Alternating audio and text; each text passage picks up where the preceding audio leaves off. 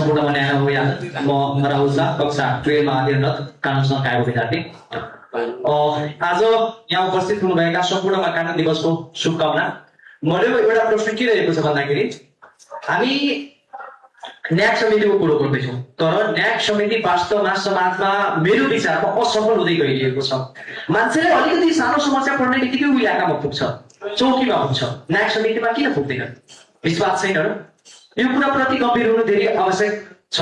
र अर्को कुरो के हुन्छ भन्दाखेरि आम नागरिकले कुनै पनि समस्या पर्दा ऊ प्रहरी चौकीमा जान्छ, इलाकामा जान्छ र मान्छेको माइन्डमा यो कन्सेप्ट किन छैन कि मलाई कुनै समस्या पर्दा म न्याय समितिमा पहिला जाउँ, या प्रहरीमा जाँदा पनि प्रहरीले किन त्यही स्थानीयवासीलाई पालिकामा सिफारिस गर्दैन कि पहिला तपाईँ न्याय समितिमा जानुहोस्, प्रहरीमा जाँदा प्रहरीले छुट्याइदिन्छ। यो मान्छेले अलिकति नबुझेको हो कि कानुनले नबुझेको हो?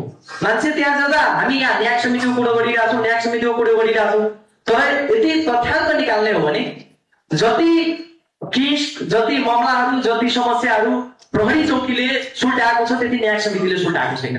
र अर्को प्रश्न मेरो के हो भन्दाखेरि पालिकाहरूमा वार्ड अध्यक्षको मेयरहरूको विभागले 2 महिनामा 3 महिनामा आफै तल्चा हानिदिएको हुन्छ। त्यो अवस्थामा सर्वसाधारण आम नागरिकले कुन अवस्थामा अपेक्षा गर्ने कि हाम्रो न्याय समितिको प्रमुख उपमेयर हामीलाई सहज बनाउँछ, हामीलाई न्याय दिन्छ भनेर, हामीलाई मेलमिलाप गर्छ भनेर?